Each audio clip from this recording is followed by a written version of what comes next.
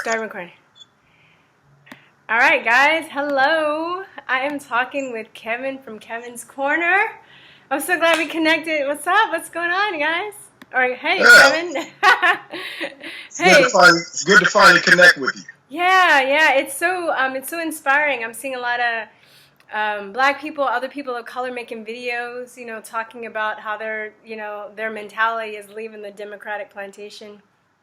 Right. And I swear every time I turn on YouTube, there's a new person, it seems like, that I haven't heard of. That it's just like, and one of the reasons I'm doing these talks is I like to interview people. My best friend and I who run this channel, we started a podcast. We like doing interviewing people. But I think, too, once people see other people of color talking to each other, and they'll have the courage to do the same. Not only making videos on their own, but I also think a dialogue is important.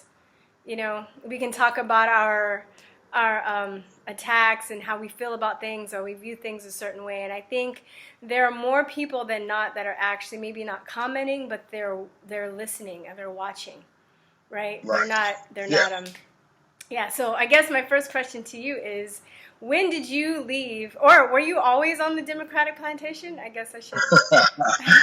Well, first things first, even back to what you were saying, I think there's this unspoken myth that there are no Black conservatives out there, and I think it's perpetrated throughout, the media and a lot of the Blacks that they put out there in the front of everyone to kind of reinforce this stereotype that if you're Black, you're supposed to be supportive of the Democratic Party.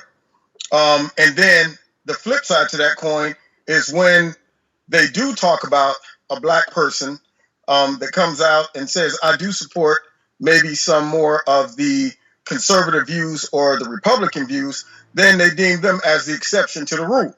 Yeah. Or a sellout, or the words, all the stuff they call us. Yeah. I can go down the list. And I find it ironic because most of those names that are being thrown out towards Black people who speak out supporting some of the conservative views they're thrown out by other Black people. As if they're not allowed. But those same Black people would get mad if you put them under an umbrella for something else, and then they'll say, we're not a monolith. Yeah, we're not a monolith. Right. We have varying opinions and, viewpoints on things. And it's like, if you step, it's weird. It's like the same Black people they're the first to talk about how like dark somebody is, how nappy their hair is. Yep. And tell them what type of music they shouldn't listen to. Yeah, yep. They claim to be pro-Black, and then if somebody else, says that to them that's not Black, then they freak out. But I'm like, absolutely. You're like, some of the comments I got from some of the videos I made, I'm like, is the KKK Black now? Are they exactly. Are they like, cultural, like, what appropriation? Is the KKK like corporate appropriated? Because I could swear that the hate I'm getting is just as bad as I'd be getting from the supposed racist white people. Right. And it's the double standard. And don't let me forget, I didn't forget.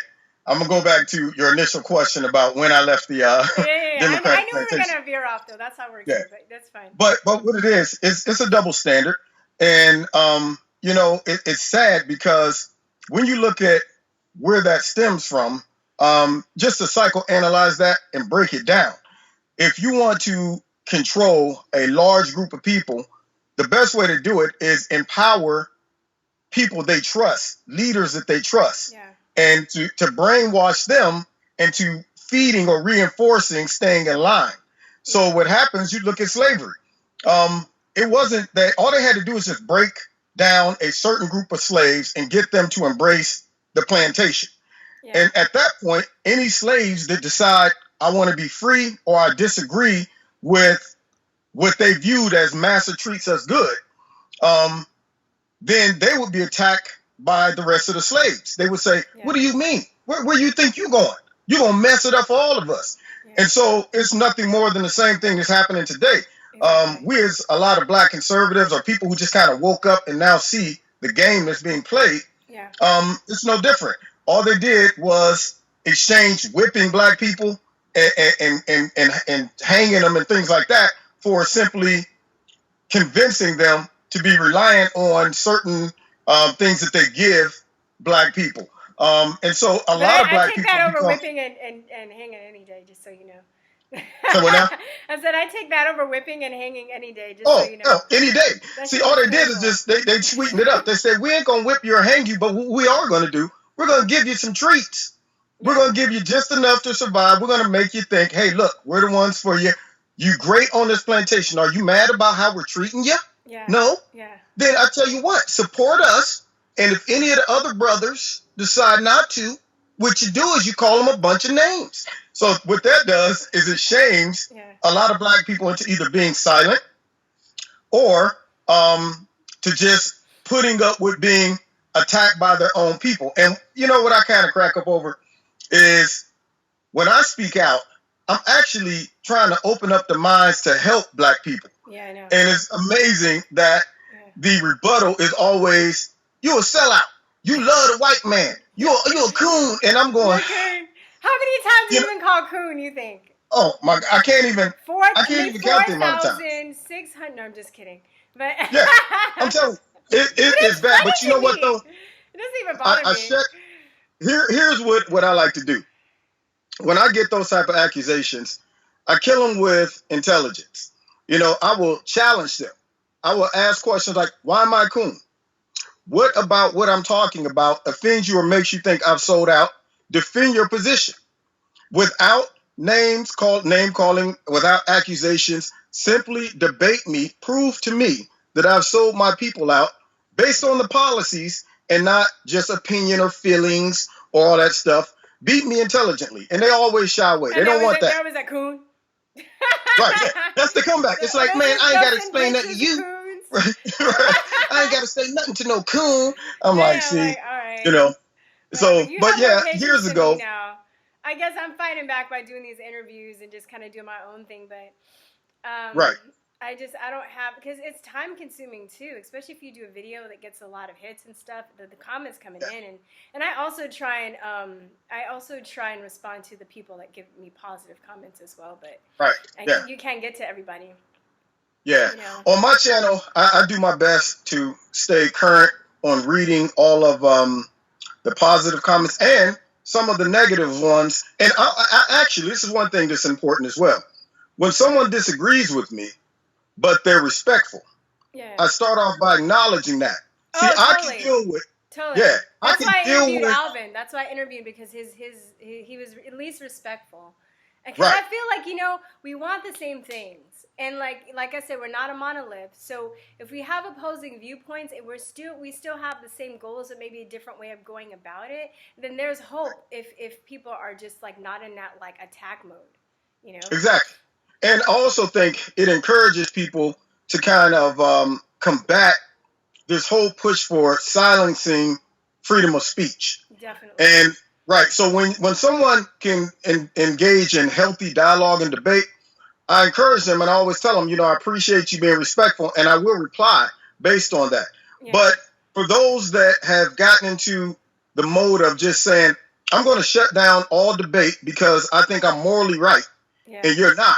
Yeah. Therefore, I can just call you a bunch of names. What that is setting, I think, our society up for throwing water on freedom of speech. Definitely. And if it was up to certain politicians, certain liberals on Capitol Hill, that's what they would do like tomorrow, you know, totally. But yeah. And I hate the fact that it's almost like they encourage certain attacks on freedom of speech. I mean, when Donald Trump's election, and people don't realize this, by him getting elected, it has opened up a lot of and exposed a lot of the motives and the real attitude of a lot of people in politics. Yes. Because I just want to jump in. I didn't vote. I support him now, but I didn't vote for him. I didn't vote for Hillary either. Just so you know. Right. But I'm saying, go on. But I'm just saying, but because of what you just said, it's made me even more like, wow.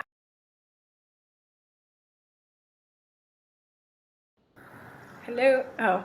No, what happened? Yeah, a call came in. I didn't know it would stop it. Okay, you still see me? Yeah. We're still live? Yeah. Oh, wait, let me double check. Yes, we are. Go on, all right. bad self. Yeah.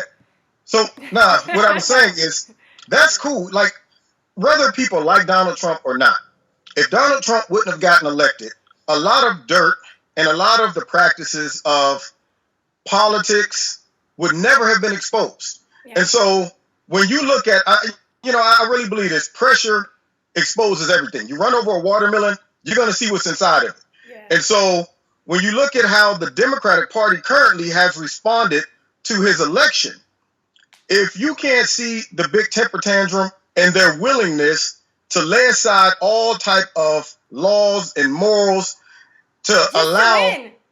It's crazy because think about this. When Antifa was attacking people, they turned a deaf ear to that.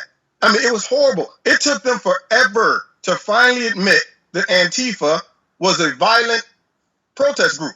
And they're still not doing enough because I know people, I have friends that are alternative reporters and stuff that are going out there just asking questions, getting attacked and stuff physically, and the police aren't doing anything.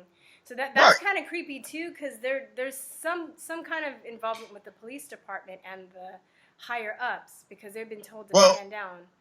That is true. Yeah. If you look at some of the alternative videos of people who was actually down there in Charlottesville, and see, that's the whole thing.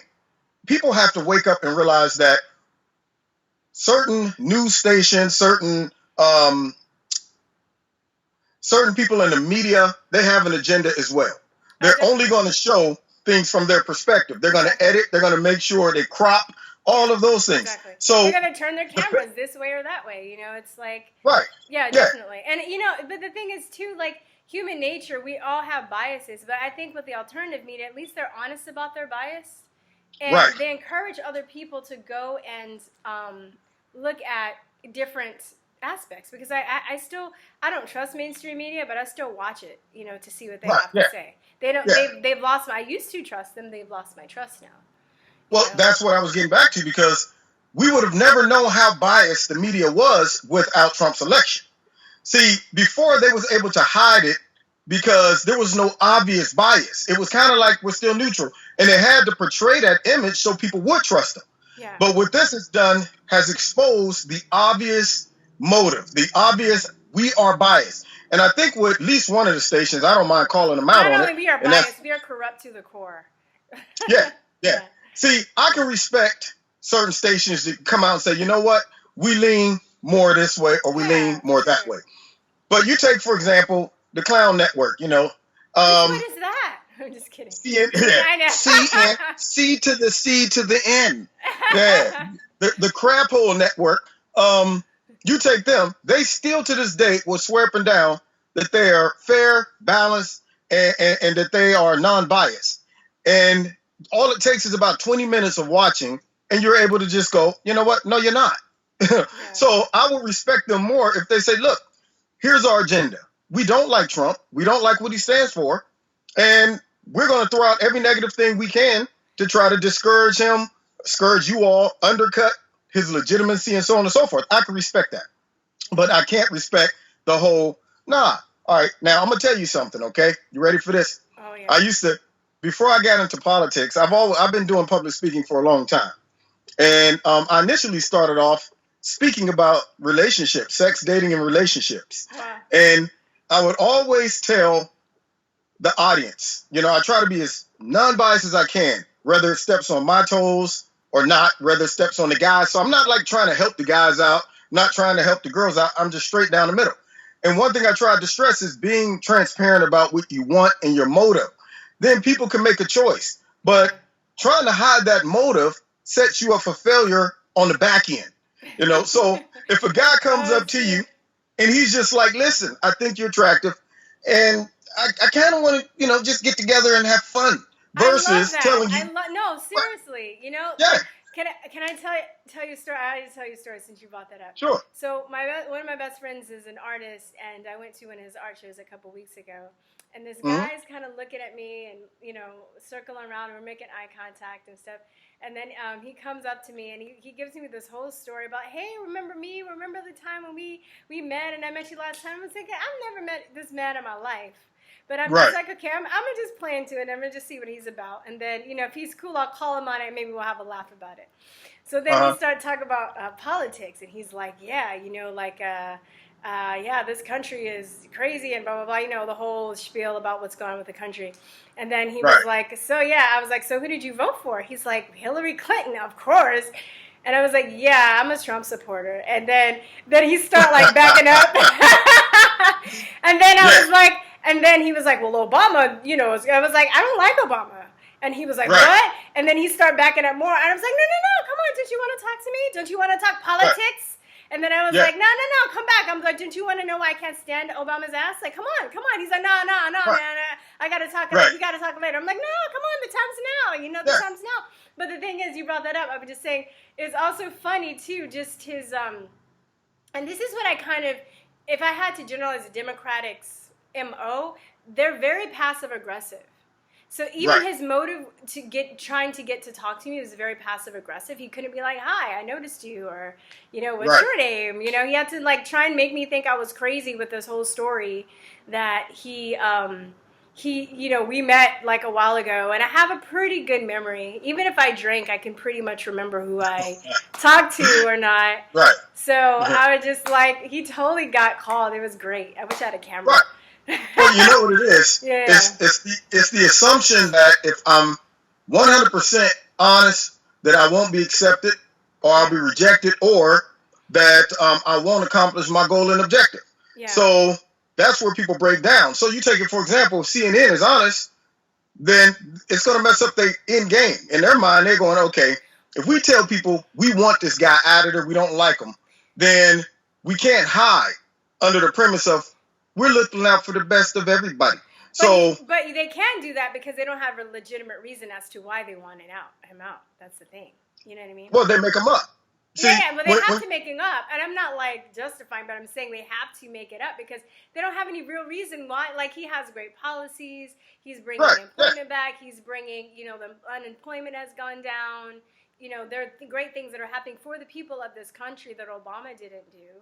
And they can't, like, justify that. So they have to lie about it. Right. And I think there's a large portion of people out there that they know that they're feeding people boo-boo and telling them it's chocolate. But the sad part, it's a large portion out there who I could look, the worst thing is to look in someone's eyes and see that they truly believe what they're saying.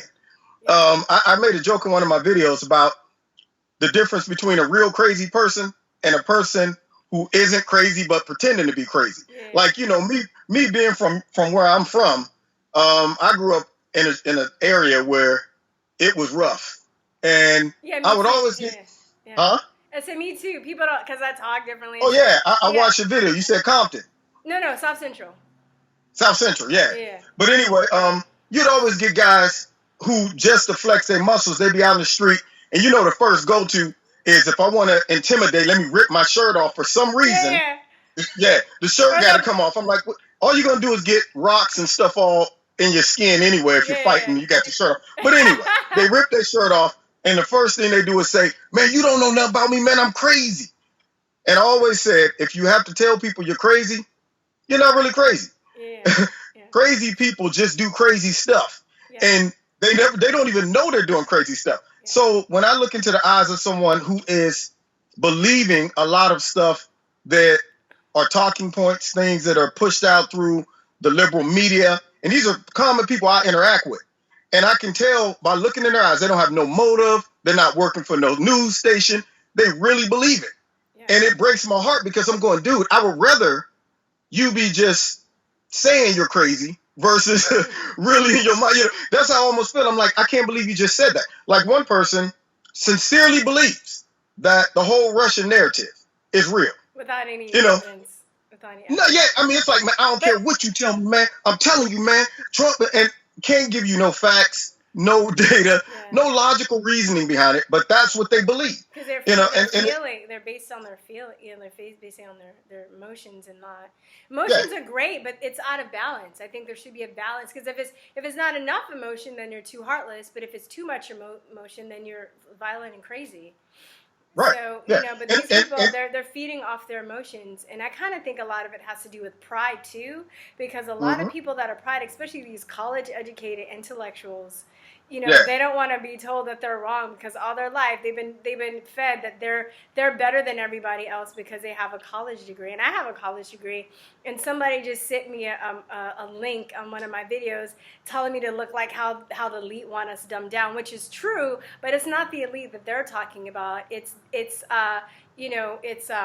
and they're talking about like how Donald Trump wants everybody stupid, and I'm just like, oh God, for real? And these people have the audacity to talk about people who like do stuff for them, like, make their cars and grow their food. Well, all these college educated people are living, if God forbid, if the grid goes down, those people aren't going to survive. The people that are growing their own food and know how to build things, those are the people that they're going to end up eating their iPhones, Yeah, they would starve immediately, overnight. Yeah, as soon as and they go down. panic and run in a circle. They wouldn't even. They probably just die of like a mental breakdown because they couldn't even handle oh God, the market is closed. Where do I get my latte? What to do? What to be able to.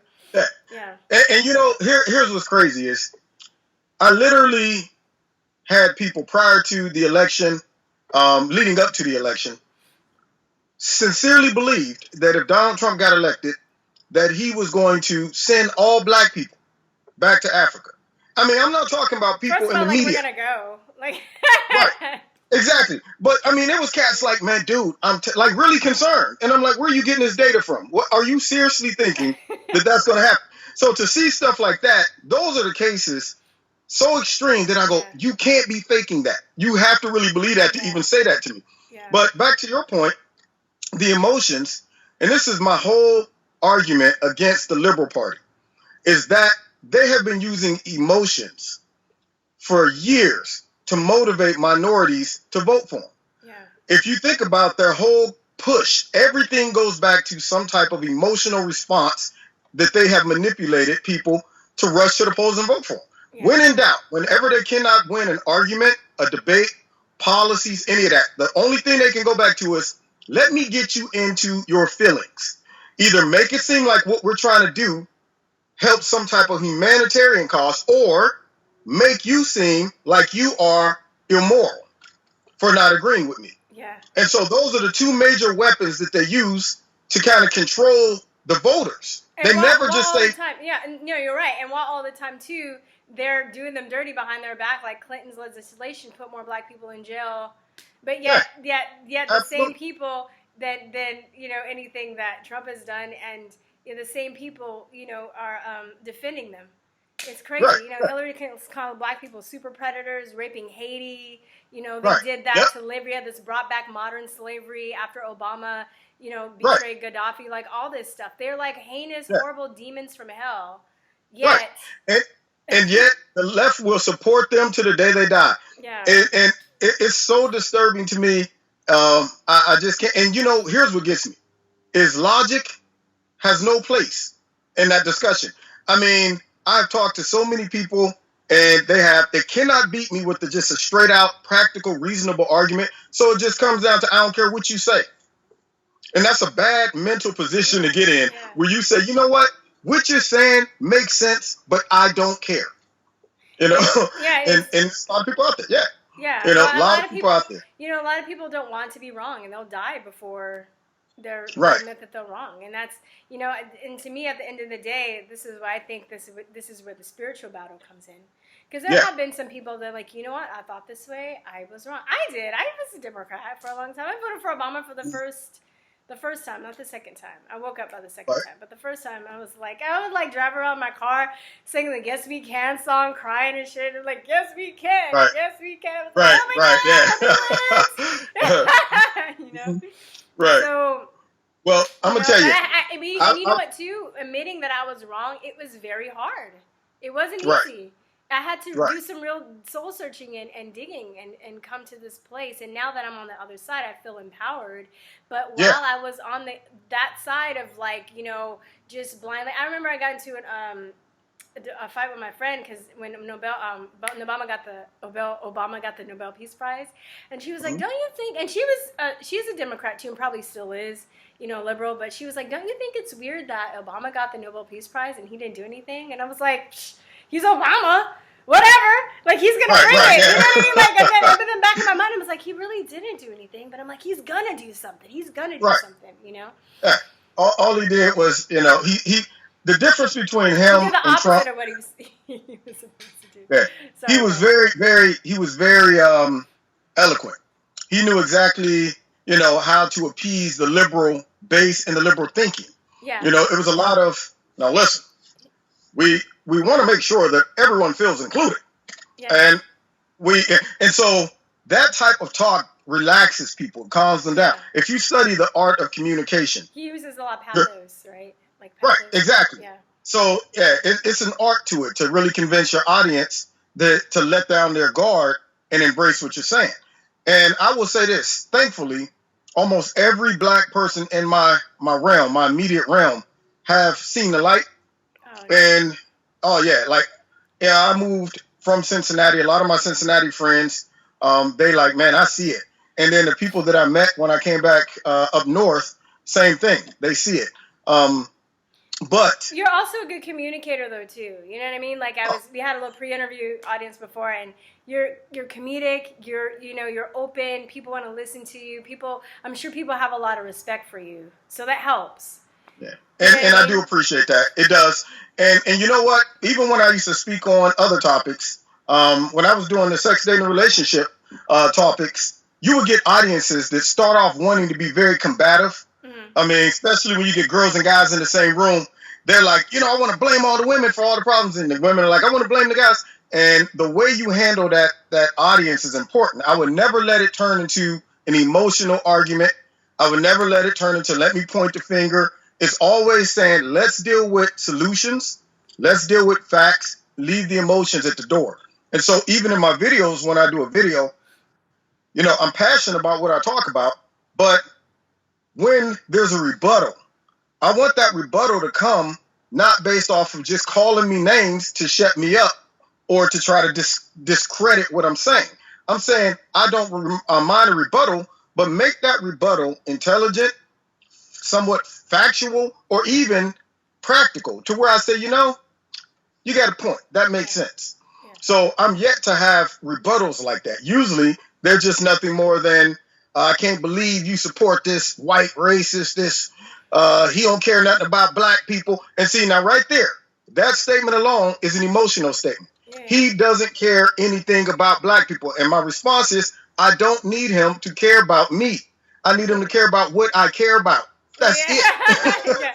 It's like I care about safe borders. Yeah. I care about my taxes. My paycheck went straight up. So I'm not sitting here listening in theory about what he's done for black people. When I opened my checkup, I said, I see what he's done when he changes that. So people can't tell me nothing. He ain't done nothing for black people. Oh, yeah?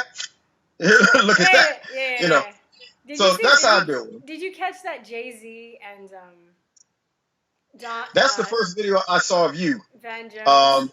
Yeah. Oh, okay. Yeah. That's what made me tell you I love you. Remember that? I was like, I love you. Okay, I don't remember because you get so many comments, so. Well, I'm glad.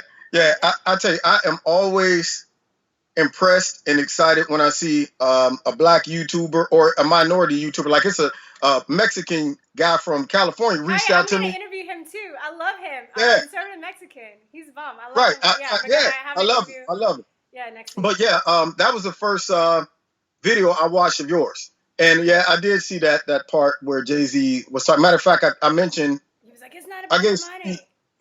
Yeah, I gave some feedback on that in one of my videos. Okay. I'll check it out. Because I was just like, well, it's about the money for people that need a job and for people that are starving, right. Not like you. Like, he's not going to give up his money and come live in the hood. Like, Well, you know what that is? That is about money when he was dealing drugs and cooking black people on, drugs and slowly killing them. It was about money then, I don't know. It's sad too because it's like a lot of black people, I would say people of color, because honestly, I also get a lot of comments from Mexicans, from the first few people, one of the videos I did on the subject were Native American. that actually come in it. Because I think we're kind of all in the same boat. We've been used by these people for votes, and we've been manipulated and stuff. So that's why, and not to offend anybody that's listening out, and I take feedback from white people and everything. I'm just saying right now, I'm just trying to focus on the people of color, because I think that we kind of need to come together and support each other, because we're being so viciously manipulated and attacked on this issue.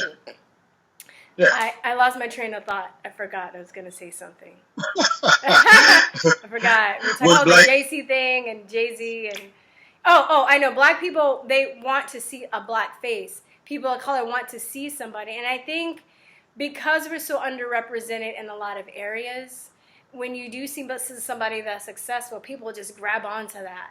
And it's hard for them to let go of that and it's hard for them to see the flaws in that person, because that person that they're looking up to is like a measure of their success. They're putting their own insecurities onto that person.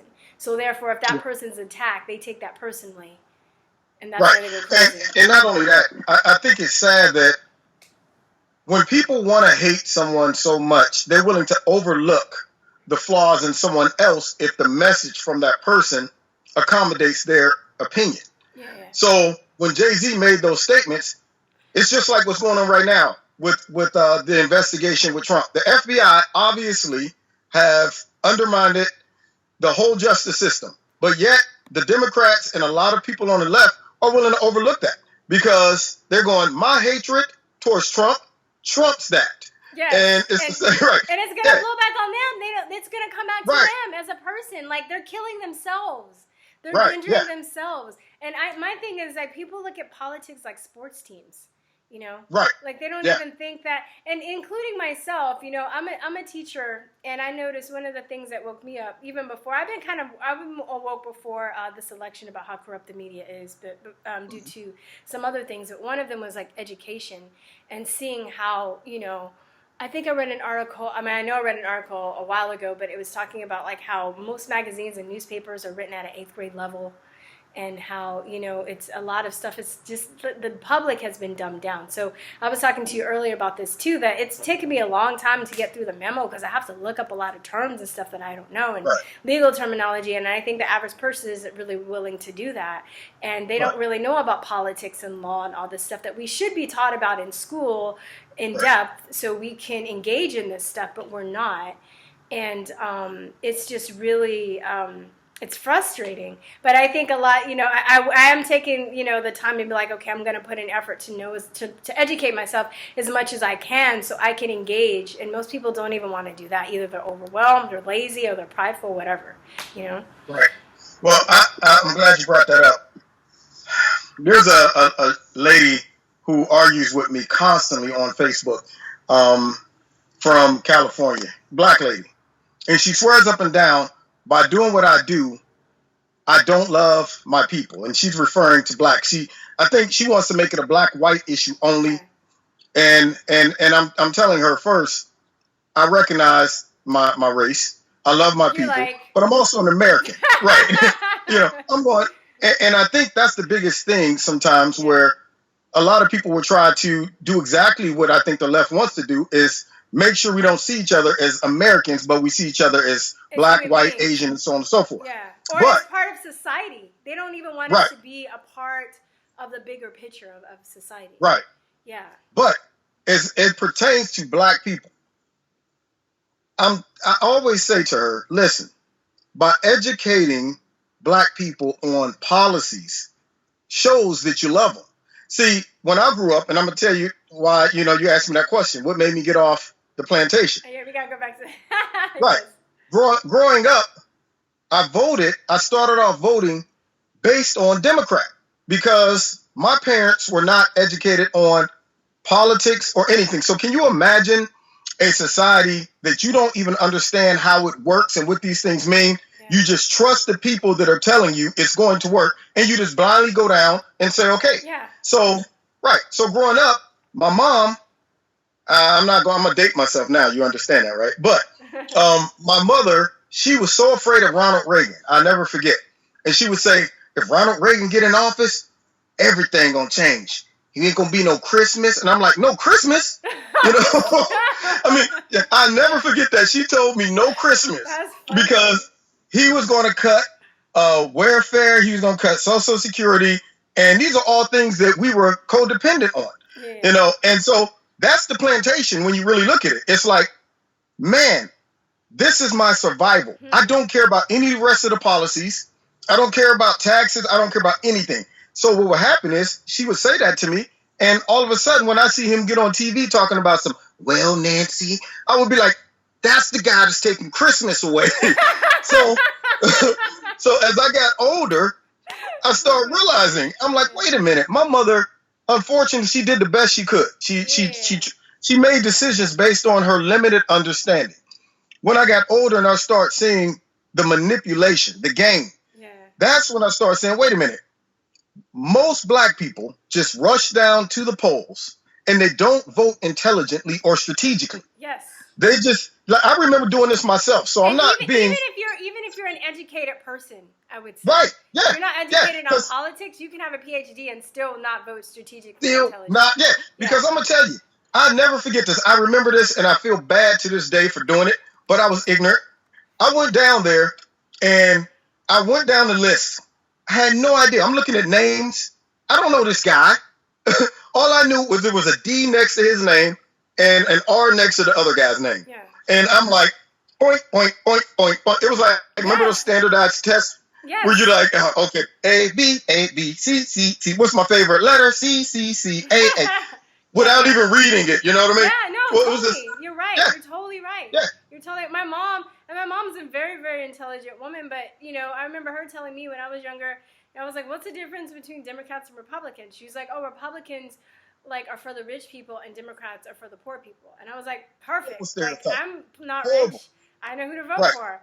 And to this day, like, I think if my mom understood the depth of which is going on and understood what Hillary Clinton has done, she definitely would not vote for her, but she voted for her. And but she's cool because she knows where I stand. She respects my point of view, and she's like, oh, we'll just try again in 4 years. She's not like all wired up and crazy and like, you know, she knows, at least she's at that point where she knows that like whoever the president is not going to ruin her quality of life. You know, she's not that. But my brother, who's college educated and went to Berkeley, like he voted for Hillary too.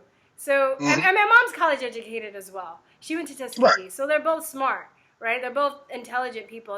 They're college educated.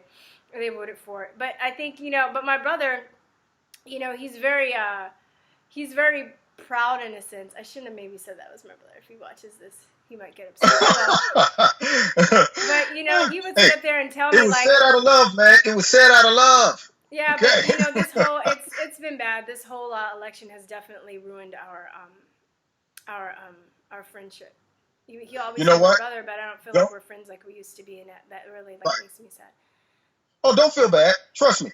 I told you, initially, I addressed a lot of people on my personal Facebook page. Yeah. And here's people who I knew personally that said, man, Kev, I love you, dog. I got your back.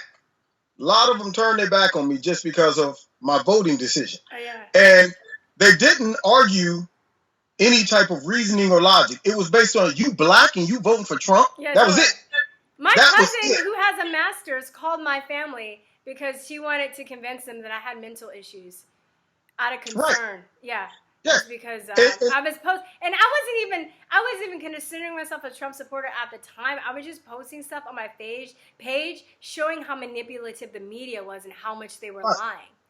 Exactly. At that time, like I said, I didn't vote. I was just done with voting, period. You know, like I didn't even want to vote. I was just like, whatever, you know, voting doesn't mean anything. You know, right? Yeah. I had a cousin. Yeah, I have a cousin who is a lawyer, and I had a question not related to politics or anything. You know, I said, "Hey, give me a call. I got a question or something." She texts back like, "No, I don't talk to Trump supporters." I'm like, wow. Are you? There are people who lost relationships. Yeah.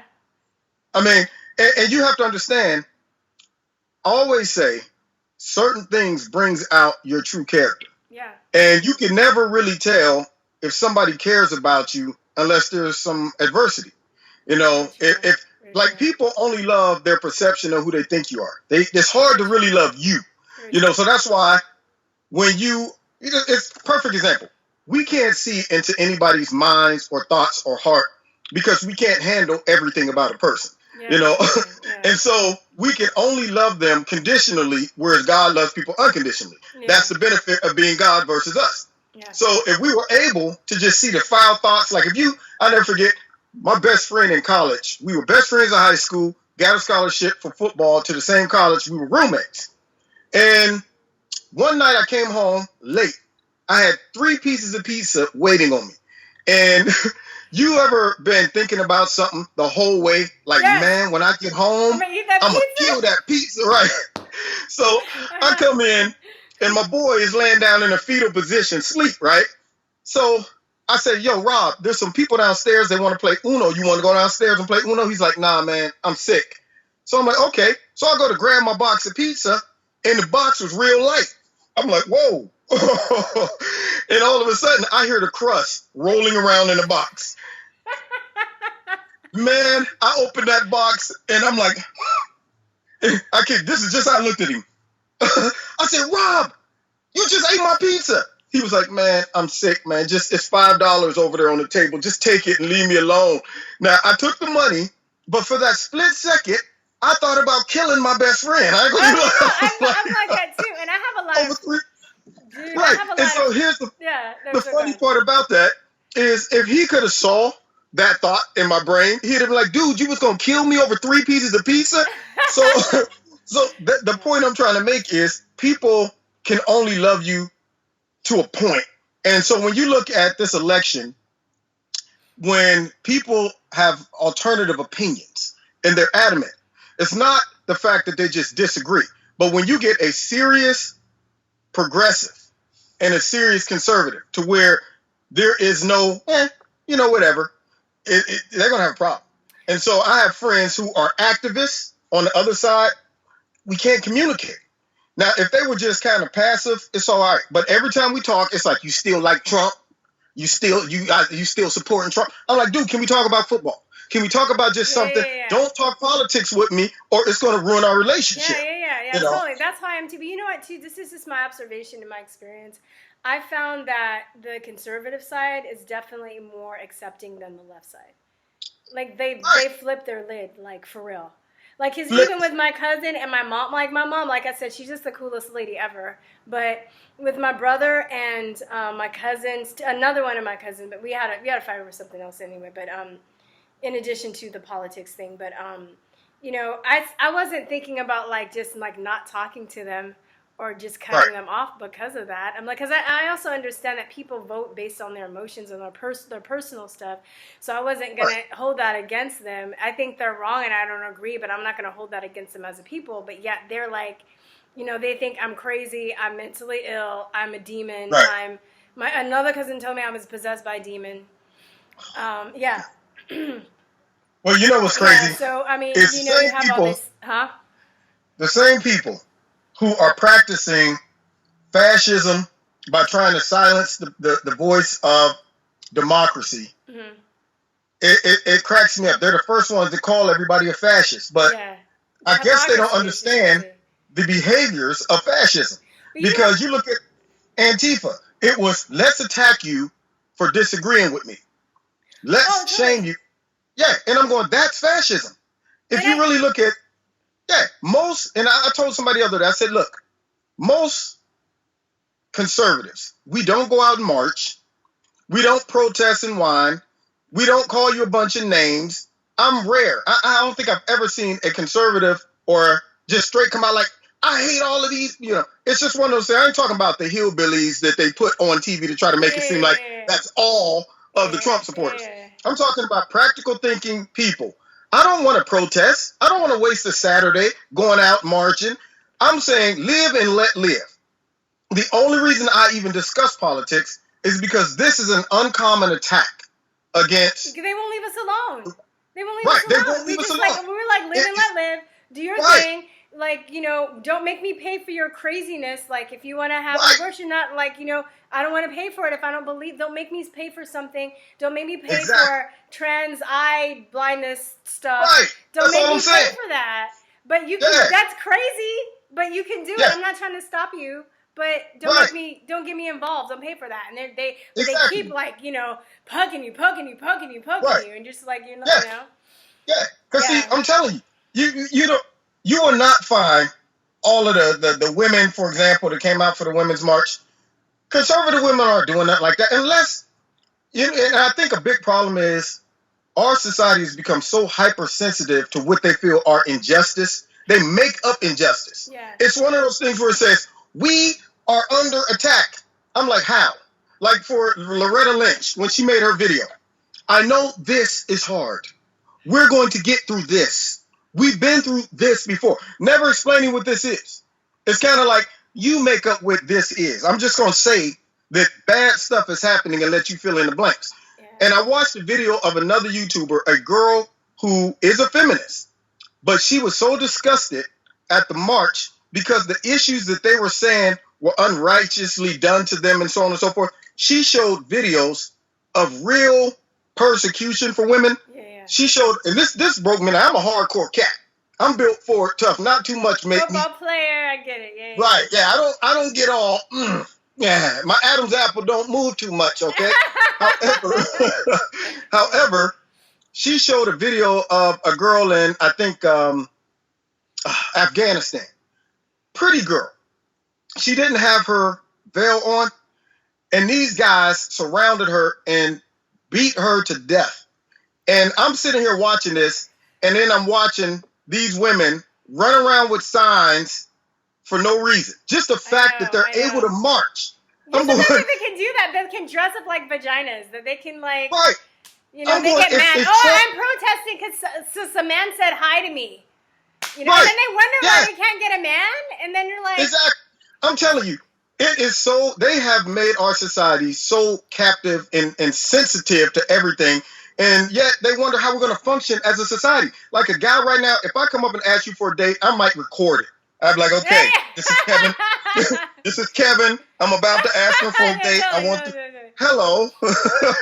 I mean, because it's just, that's how sensitive our society is, because what they're doing is they are inflating so many issues and creating problems that aren't problems that it's going to make us so hypersensitive that we ain't gonna be able to function as a society. Well, we can, but those people can't. Yeah, you know what I mean? Exactly. Like, there's real slavery, but they're trying to make like fake slavery. But I guess the slavery is mental slavery for the people that they're manipulating, but it's not really real. Like they're, I interviewed this guy. I actually had to take it down, but because his classmate, I think I told you about that, and I made a video about that in one of the videos. I don't want to go too much into it. But he was talking about like how he had this image of America, he's from Africa, and he had this image of African Americans being really confident because he would watch a lot of Will Smith movies and just cool and sexy and all this stuff. And then he comes over here and he's going to college and he's like taking these classes and they're trying to brainwash me into making me feel like everything is against me and that I can't rise above it. And he was like, I knew that wasn't true. Like, he goes, I just knew that wasn't true. Especially me coming from Africa, making it, blah, blah, blah, blah. Like, it's disturbing. I think that is the major tool. And it's also the major crutch that enables black people. It's convincing them that we are always disadvantaged and we're always the victim. And once you create that, and it gets embedded into the minds of a lot of black people, it becomes an enabling mechanism. Yes, and I don't know if you know about or believe in law of attraction, but you also kind of bring that on yourself if you have that, if you're putting that out there. Yeah. If you're always looking for racism, then you're going to have racist experiences all the time, whether they're really a racist experience or not. Right, yeah. It's to the point where, and I had a buddy like that too in college, he was so hypersensitive and ready to confront violence. He don't care what was said. It can be like, dude, white guy can be talking, across the room and say, hey, man, that music is dope. And he here, you going to get a rope.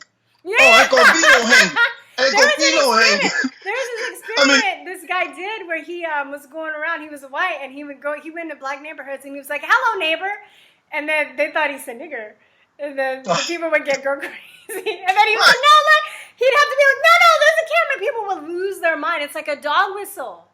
It's like a dog whistle, for some people. And even people call me that word. I'm not going to let it I'm not gonna like beat somebody up, then I'm in jail. Right. You know what I mean? Right. Or I'm in trouble, or I get beat up because I lost my cool. And it's a word. Like, why you let people like control you over, like either rebut or ignore whatever. You know, you don't let that. And it's always the person who throws. I used to be a principal, and I'll tell people it's always the person who throws the first punch. I mean, if you can talk and bait somebody in to losing their cool, you won the battle. Nobody wants to hear why you hit the person. Yeah. They're just going to look at the fact you hit the person. Yeah. And it's such a impulsive and emotional response. But I think that a lot of times these are tools to be used to kind of manipulate a lot of people. When you take, for example, the whole protesting that went on prior to the election with the whole Black Lives Matter movement, we have that mentality now of shoot and ask questions later. So whenever something arises, before we get any details, if it appears to look potentially racist, or if the media says, see, the media will never say it's racist. What they do is they say things like this, which appears to be racist. Yeah. The subtle suggestion causes people to, that's how they manipulate you mentally. They never say it. Yeah. They just suggest it. It's like a jury. You know, you just try to suggest it. If you want to go down the rabbit hole, there really is NLP and there's psychological taxes. That's done on purpose. It's by design. Yeah. You know. Yeah, they know how to do it. Very smoothly. But what's even more messed up is that people that are sensitive to that, they're gonna like get triggered by that and go out and run out and make a fool, and then they're gonna get shot or killed or. Well, my point being, if I was a real racist, and I wanted to kill black people, and that's what I would do. You know, Hillary Clinton. Yeah. And look at Ferguson. Yeah. I made one of my last videos I just made. I was talking about that, and Jesse Jackson. Before that, but I'll never forget this. I told people, I said, wait a minute. Don't go down there and start protesting and breaking out windows and flipping cars yet until all the facts come out. Nah, man, forget that. Forget that. I'm jumping in my ride. And Jesse Jackson goes down there with no facts, and he gets up and says, this was an assassination. Now, you want to talk about a dog whistle. Yeah. To say something like that, imagine what that does to the black community. And on top of that, too, the people, if they don't get shot or killed, then they're going to get, a prison record. Then it's going to be harder for them to get a job. And then they're going to manifest the fact that, yes, it is hard for me to live in society because now I can't get a job. I have a prison record. It's hard for me to get a decent job. Yep. And there's two major problems with doing stuff like that. As a black person, if you really want to help black people, teach them how to think strategically instead of emotionally. Yeah. And so when you say that and you jump back in your car and you fly back to your nice house and you watch them on TV tearing up the whole neighborhood, what that does, number one, it makes them present anger with no strategy, no outcome, no plan, no demands, nothing. It's erratic. And number two, it makes them reinforce stereotypes to people who never interacted with black people, but might even think they're looking at that and say, I know why the police got to shoot them. Totally. He's going, you look how they're acting. If they don't get their way, they decide, well, let's tear up stuff. And at the end of the day, only to find out that the facts about the case was totally different than what they initially heard. And so we have to just be very, I won't say non-emotional. I'm not saying you can't feel. But I am saying you have to learn how to channel your emotions effectively, and not let them control you, and not let other people use your emotions to control yourself. You have to be in control of your emotions. That's what I'm trying to say. Yep. It always comes down. Let me get you out your game. Yeah. I was in the LA riots. Like I wasn't out in it, but I was in it as a kid. Like I was in South Central while that happened. And that was wrong. Like that was on tape. They clearly beat him. That was unjust. Like that was definitely. I'm not. And also when we're talking about this, we're not saying that police brutality doesn't happen, but there are people that take cases and like twist them when there isn't really, or there isn't an injustice, but there in cases that, and then it also takes the spotlight off of cases that really are. But the Rodney King incident, that definitely was an injustice. That was definite. And I was there, like it was the creepiest thing ever. Like as a kid, you're watching this stuff and you're seeing, the National Guard come in with rifles, and you're like, oh my God, this looks like a third world country. Is this gonna be my life forever? Like, how does this, ash just falling everywhere? Like the sun is red. And I was raised Catholic, so I was like, oh my God, it's the end of the world, the blood sun. Like, like as a kid, you have all these thoughts going in your mind, and just people burning down the neighborhoods out of anger and stuff, and nothing was accomplished. Nothing was accomplished. And a lot of the Koreans actually had their businesses damaged, but you know what they did? They actually pulled their money together and bought up a section of LA, and now it's called Koreatown, which is where I used to live before I moved to South Central.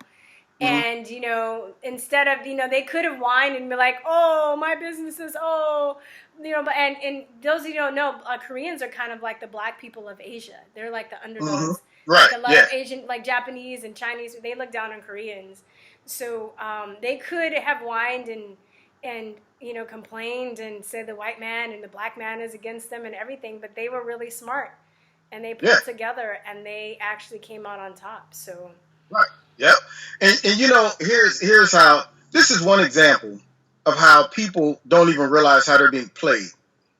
Last year, 16 unarmed black men were shot by the police, killed. And out of that 16, it was even a lesser amount that were unjustifiable.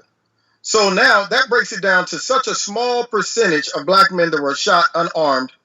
The same amount of people last year were struck by lightning. Now, when you look at a situation like that, knowing that information versus what people's perception of what was going on, totally different.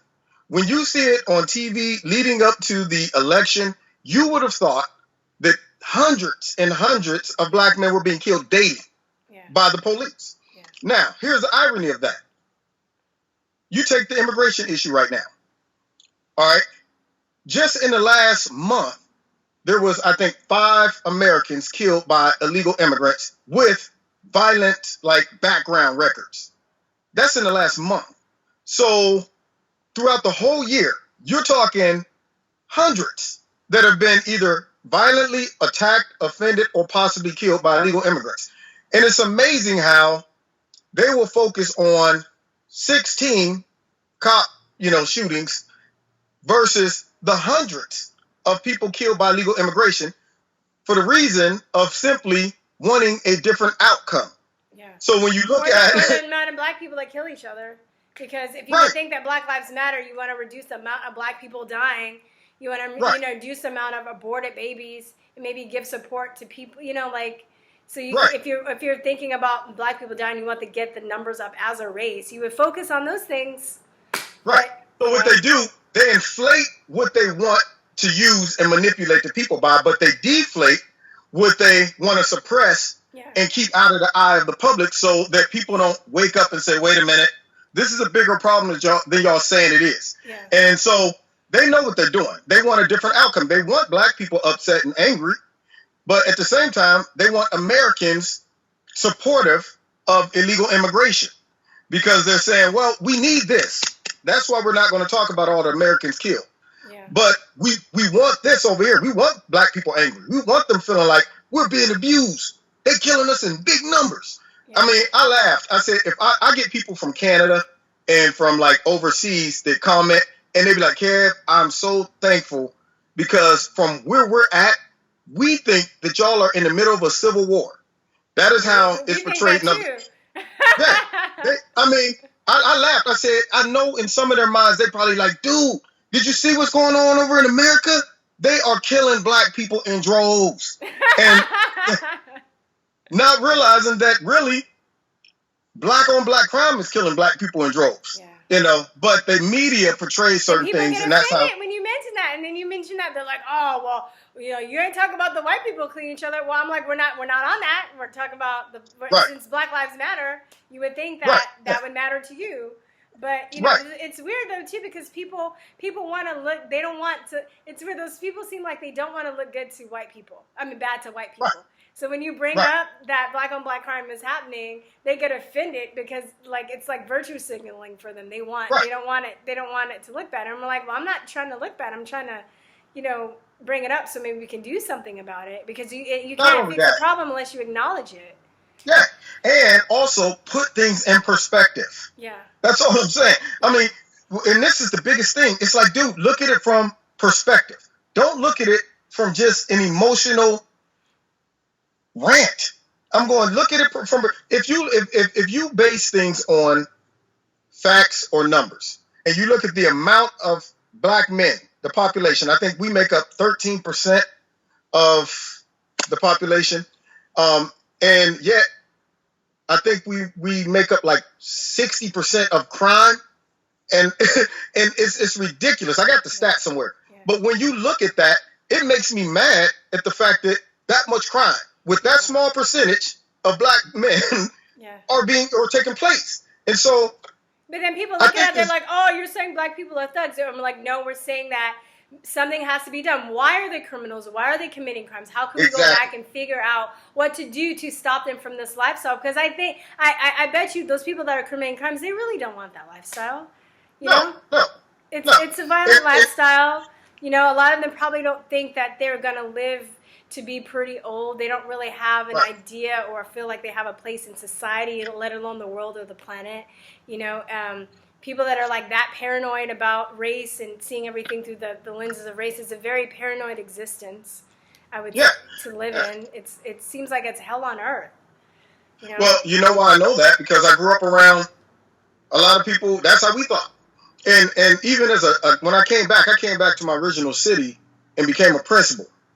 And I really wanted to do that because I know how they think in this environment. Yeah. You know, and what was crazy is I did the same thing. I was a long-term sub, but I went back to South Central. The first place I taught was there. I wanted to go because I feel like I can relate better to kids, right? Yeah. And when I would talk to the students, one of the biggest things that I tried to get them to understand. See, when you have confined a lot of people to the same element, same environment, same way of thinking, that becomes the norm to them. Yeah. So they think that the rest of society will embrace certain behaviors, certain attitudes, and I would have to let them know, outside of this environment, people would look at you like you were silly. Now, in this classroom, they laugh at your behavior. But if I was to take you to a different environment, they would go, who let this Pop-Tart inside of here? What is he doing? He's crazy. So they're in their mind, because they don't get pushback from that environment, a lot of the people in that environment embrace those certain behaviors and mentality. Yeah. So if you grow up and everybody thinks that as soon as you confront it by any type of authority, it's disrespectful. If you grew up in that, if you grew up in that mentality, I don't know one black kid in my school that did not respond out of, man, why are you coming at me like that? And I'm talking simple stuff. So if you really want to look at trying to reconstruct, you're like tie your shoe, and you're like, man, why are you coming at me like that? Yeah, I mean, you know, I tell you, I'll never forget one of the biggest battles I had as a principal, taking off somebody's hat. Politely asked him. I said, excuse me, young man, could you remove your hat? Man, why I gotta take my hat off? Man, I seen other people with the hat on. Now, I had to stress to this guy, wait a minute, I want to go back to my office. I don't want to fight you over your hat, you know? And this guy took a little problem, made it a big problem. Now it becomes my mission to get the hat. I'm going, how do you think this is going to end? Do you think I'm going to simply say, well, you said no, so I'm going back to my office, let you run the school.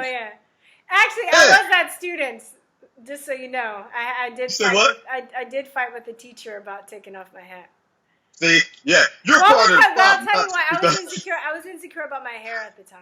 I didn't want to show. Oh, yeah. See, we would get guys that would say my hair is, now see, and this is a big problem. Instead of saying what the real problem is, the guy had too much pride to say I'm embarrassed of my haircut.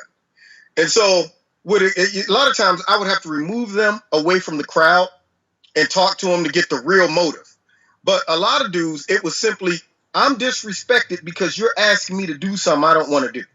Yeah. And they couldn't blame it on I'm white. They couldn't blame it on none of that. It was just, you are a person of authority, and I don't like you telling me what to do because my neighborhood tells me that's disrespectful. So that's one of the problems, I think, with the black community that I tried to work on, because I would literally have to show them how to handle conflict resolution. Yeah. Everything doesn't have to result in I'm ready to go to war. Yeah, and that's going to be so valuable for them in every aspect of their life once they leave school. You know, like absolutely. Yeah. So wait, we go back. How did you leave the Democratic plantation? We keep going. You ain't gonna let me get away with that one. All right. Well,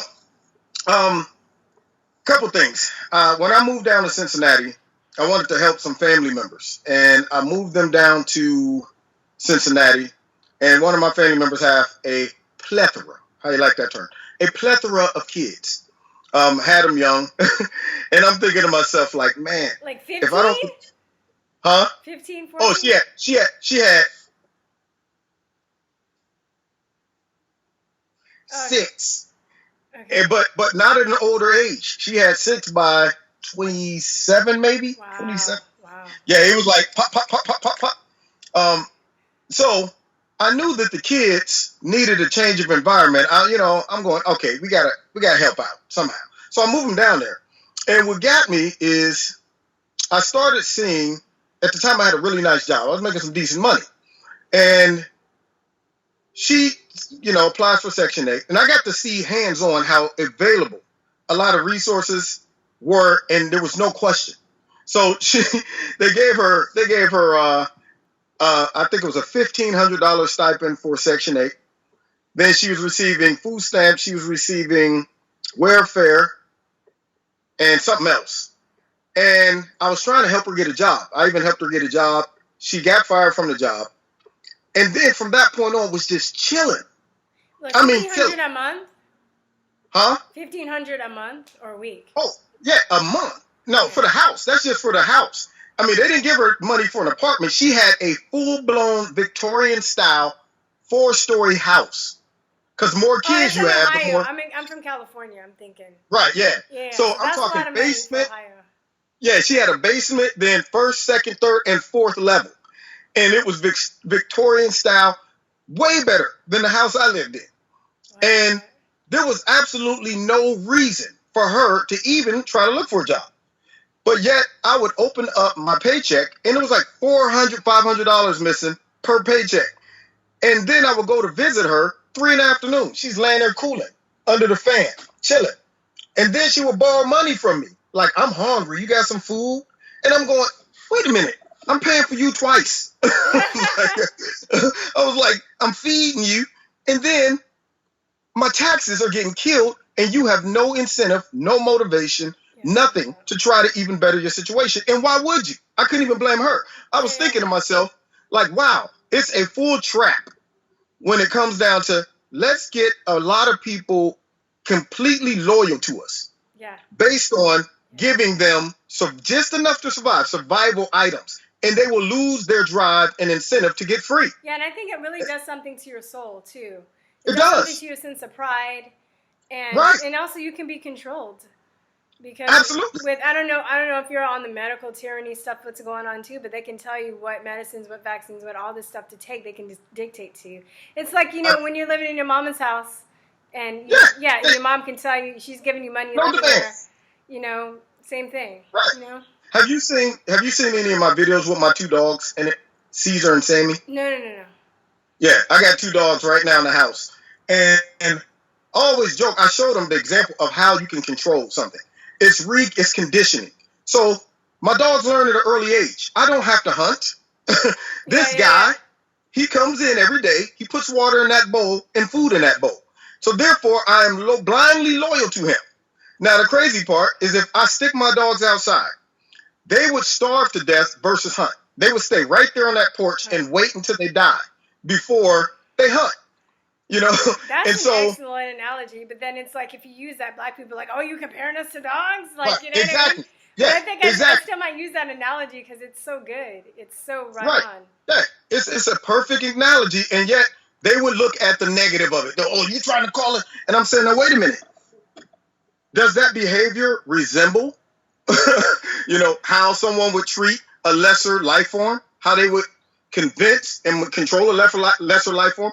If that behavior is accurate, then are you acting like that? I mean, if you get to that point where you say, just keep feeding me, I ain't gonna go hunt, I ain't gonna look for nothing, then you are mimicking that behavior. You have been a victim of the same situation as a pet. If you want to convince a pet to just be completely loyal, just give them enough to make them be loyal to you. You saw that, and then you were like, you were like, yeah, I saw that. And then I start looking at the policies that are being put in place without justification, without taking in consideration the group of people who have to support that lifestyle, and then I start looking at other things that drive people to become completely loyal to that lifestyle. And here's the biggest one that got me, is when I start looking at how the Democratic Party started to move towards this whole, we're going to force, like I was okay with, I'm perfectly fine with giving to help with social issues, because there are people who fall on hard times. Don't get me wrong. Yeah. So I'm not one to be an Ebenezer. Right? Yeah, I'm not. But you at least want to hold people accountable. You want to at least make sure that everybody isn't just gaming and sucking out, from the rest. So at least put some things in place to say, okay, we'll help you, but what are you doing? So that's the first thing that got me. Then secondly was when they started invading my personal feelings, beliefs, and attitude. Now, I always said this. I don't care what you do with your thing. Long as you don't want to do your thing with my thing, we're okay. Yeah. But when the left started going from, not only do we want to give a lot of social programs, a lot of money, but we also now want to start making you guys support ideas, behaviors that crazy. I don't, right. And see, that's where I drew the line. I was like, wait a minute, just because you believe that, don't make me feel either guilty or make me feel like I have to support it, And so now you look at it, it's full force. They have invaded a large portion of Americans' personal, either religious beliefs, personal moral convictions, everything. They've gone too far in their reach. Yeah. And that's when I started to say, I'm done with y'all. Because if y'all had left it at just certain things, I would have tolerated that.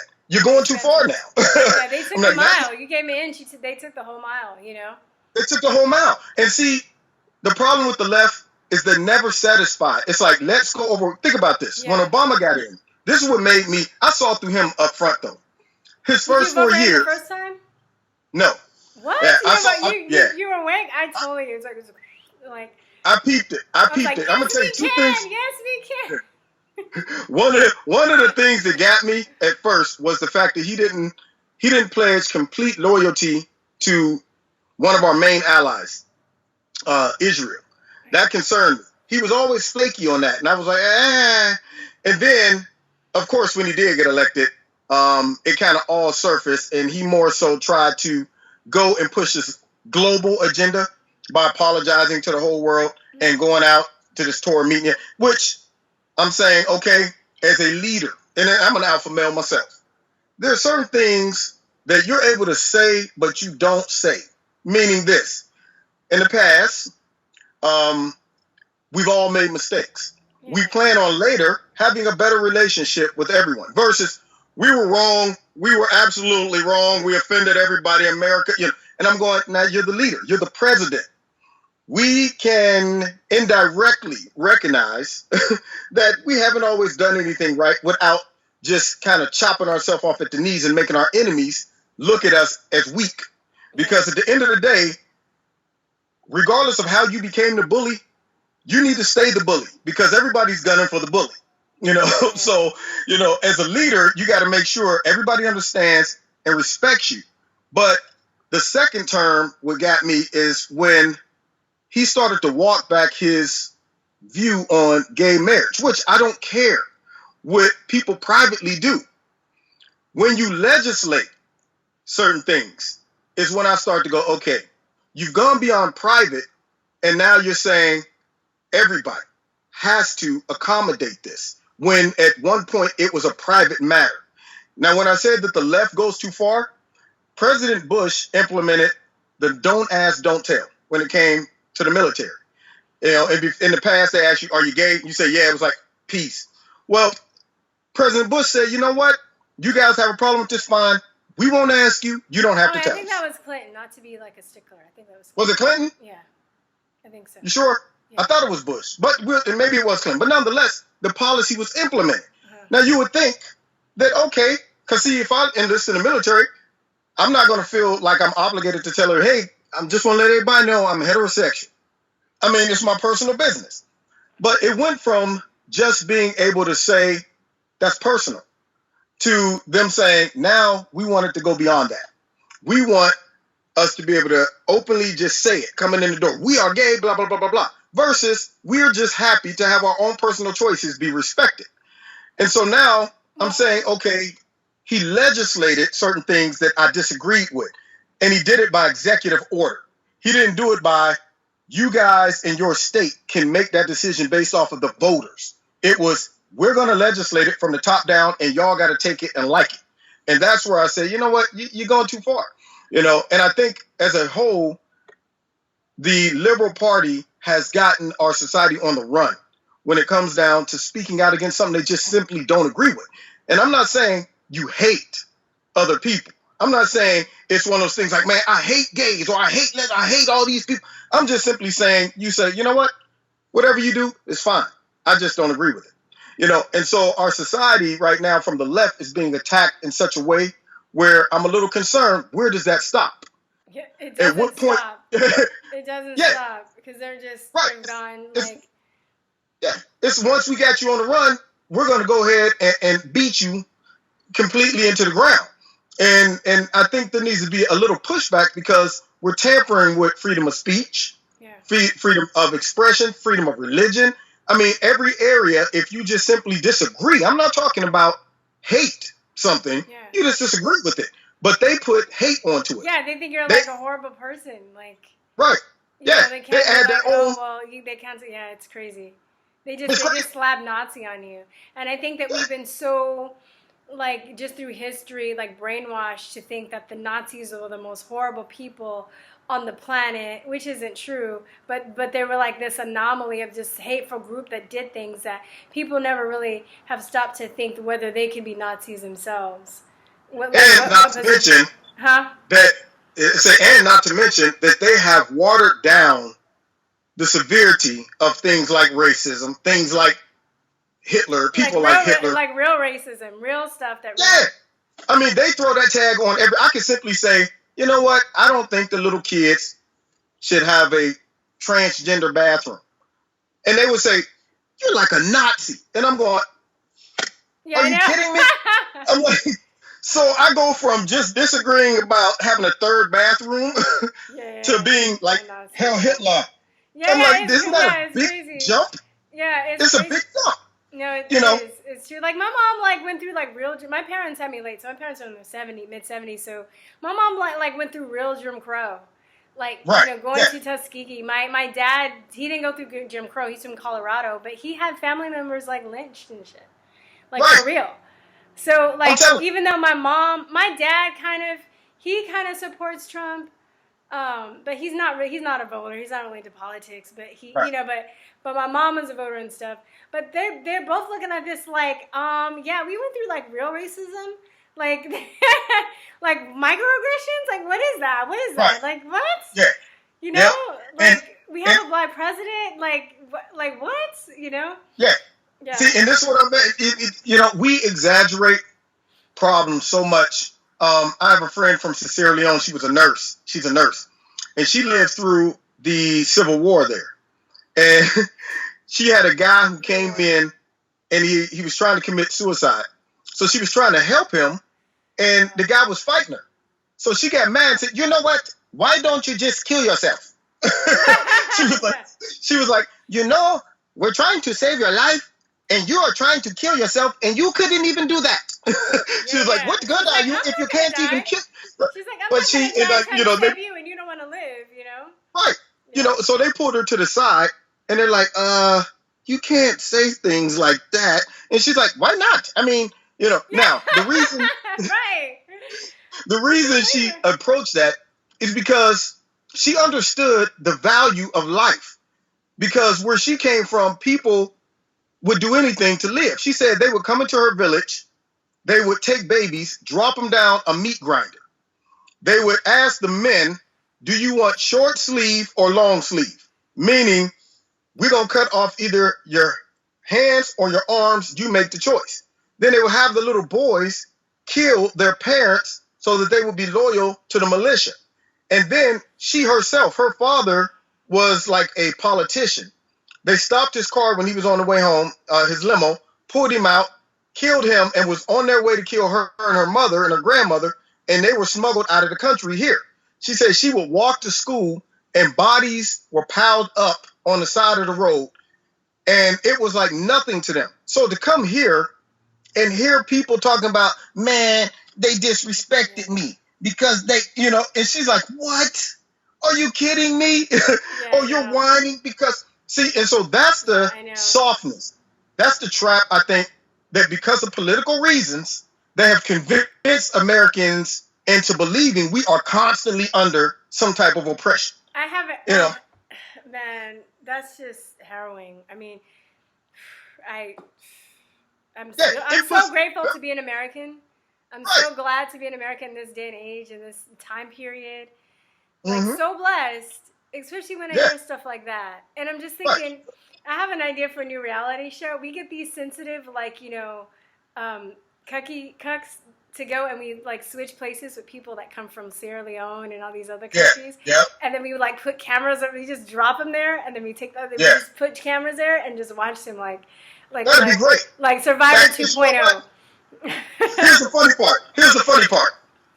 Some of those people, and I made a comment about this. I didn't even post this video. It made me so mad. It's still in my archives. But I would sit there and I would hear kids go crazy because they lost their cell phone. Or they didn't want, they would say stuff like, man, I don't want to drink that. I want this. And I thought about that. I said, there are some places where the last thought on a kid's mind is a cell phone or what to drink. It is, I need something to drink. Yeah. Just a little water, because I haven't drank in 3 or 4 days. And we have kids over here going, man, I don't want that to eat. You got something else? And I'm saying, so as we were talking earlier, I said, everything is about perspective. Yeah. And Americans have lost the ability to decide what is a big problem versus little problem. They're always going, everything's a big problem. And I'm thinking, in the perspective of things, in the wide range of things, that right there means nothing. The statues, for example, they tricked us all, not us all, but they tricked a lot of black people into going crazy over statues that will not make or break their life at all. Will not. I mean, those statues, up until somebody, up until somebody, you would have thought the statues were attacking black people when they walk by. Like a fake man standing up, like, here comes another one, get ready. Like those people that, like, pretend to be statues, but then they, like, see people come and they jump out at them. They're like, that's exactly. And the sad part about that is you would have thought by tearing those down would change racism as a whole. You would have thought that was the source of all racism. All that was them highlighting something that really meant nothing and blowing it up in the media to make it seem so big and so important that people left their jobs to go all the way down there to tear up a statue that meant nothing. Nothing changed whatsoever. And if they wouldn't have brought it to the attention of the public, life would have went on and nobody would have been whining about a statue sitting in the middle of somewhere. But yet that's what we've been reduced to as Americans. Let's go crazy over that. That's a major problem. Right. And I'm going, dude, getting drug out of your village in the middle of the night and hacked to pieces, that's a major problem. Right. So it just major puts problem things is an understatement, but for sure. Right. Yeah, dude. I'm going to have to start wrapping it up because we'll be here till Sunday. That's right. And it's going on about 1:30, but we got a lot of good stuff. So I want to ask you one question, then I'll have you promote your stuff. So one question I want to see, where would you like to see America in the future? Like, what is your vision of America in the future? One, I like to see America remain America. And what I mean by that, I think there's a big push for a global society. And I'm worried about that. I'm really, really worried about that. Yeah, me too. And I fear that people will be so inflamed over Trump that they would overcompensate when a liberal gets in office and will be willing to embrace any idea. And that's my fear. It's like, man, whatever you tell me opposite of Trump, I'm willing to accept. Yeah. And because, and so the people got to be careful of willfully surrendering their sovereignty. Because they're so mad at Trump they're going to curve and overcompensate. Oh, I almost hit the wall, so I'm going to go over and then hit another wall. You know? I'm going to drink this poison water right here instead of this clean water because Trump, gave me the clean water, so I'm going to drink the poison water. Exactly. And I think that's going to be the mechanism that the left use, that anger, that whatever, to try to get a lot of their agenda pushed. But two, I would like to simply see America honor everyone's individual feelings, thoughts, and their choices versus this sheep mentality of saying, not only do we want you to think like us, but we will attack, persecute, shame, demagogue, and legislate things that will force you to accommodate the way we feel and the way we think. You already look at what's going on in Canada, in certain European countries. If you speak out against what the government is trying to do, they deem that as hate speech. And the big question becomes, who determines what is hate speech? Yes. So now, right. So if you let that type of behavior, and I always say this, people in America have to be careful of willfully giving up their rights, thinking that they're doing a humanitarian thing and so mad, focused on Donald Trump, that they don't see they're getting set up. So all they need to do is keep telling everybody, you hear the hateful rhetoric, you hear all of that. We want to silence that. We want to have legislation that will keep people from being able to talk like that. Then if you pass that legislation, you surrender your power, you give it to the government, and then after a while, they're telling you what you can say and what you can't say in public. And now you're leading to some real serious problems in America.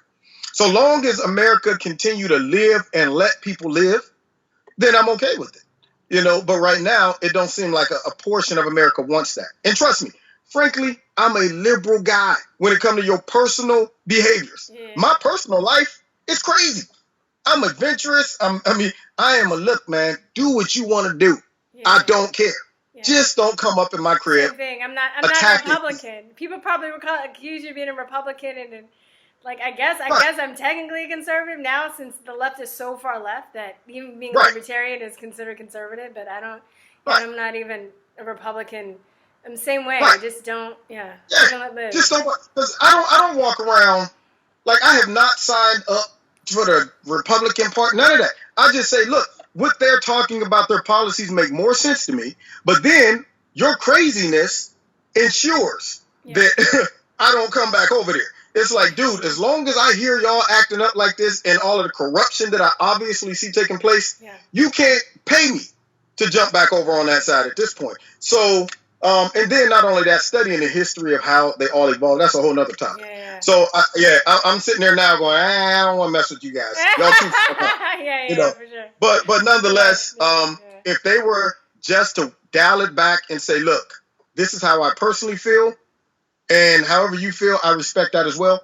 You won't hear from me. I'll probably shut my channel down. But as long as we are constantly under that fire, I'm gonna push back. So that's my view on it. All right, Kevin from Kevin's Corner. Where can we see you? You're gonna promote some? He's a children's book writer, right? I do have a children's book. Yep, it's called Ralphie. Children's book and anything else you want to promote? Well, just that's just simple. The book is called Ralphie and the Woman in the White Coat. It's a children's book. I do all the voices and characters in it. It's not only, you can find it, I think, on Amazon, or just type my name in, Kevin Ellerbe. That's Ellerbe. You can Google it and you'll find it. Ralphie and the Woman in the White Coat. 1 E or 2 E's? Huh? 1 E or 2 E's? 1 E is Ellerbe. Okay. Yep. It's been out for quite some time, and didn't set out to be a children's book author. It kind of fell into that place. But I do enjoy the book. It has a nice positive message to it. And then if you want to check me out on my Facebook channel, my YouTube channel, it's just Kevin's Corner. You type that in, it'll come up all over the place. And that will have links to find me on Facebook, YouTube, Facebook and Twitter. Yeah, those things. And then, of course, I'll be doing some radio appearances coming up. I saw you on InfoWars, I think. That was nice. Yeah. That was well, congratulations on that. Did you go to the studio and did that? I live in Austin.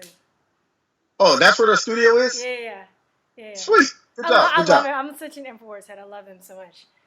Yeah. Yeah. Yeah. Well, yeah. So just keep an eye out.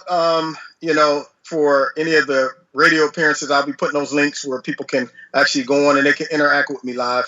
And I'm working on a project, if I can pull it off, that might involve a lot of Black and minority outspoken conservatives and YouTubers. Okay. So, yeah, so keep it. I want you to keep that in mind, too. All right. Just let me hear me up. As long as I can do it, I'll do it. So. Sweet. Excellent. All right. Cool. So that's pretty much it. All right. We're wrapping it up, guys. Kevin's from Kevin's Corner. Love you guys. Talk to you later. Peace to love. Bye-bye.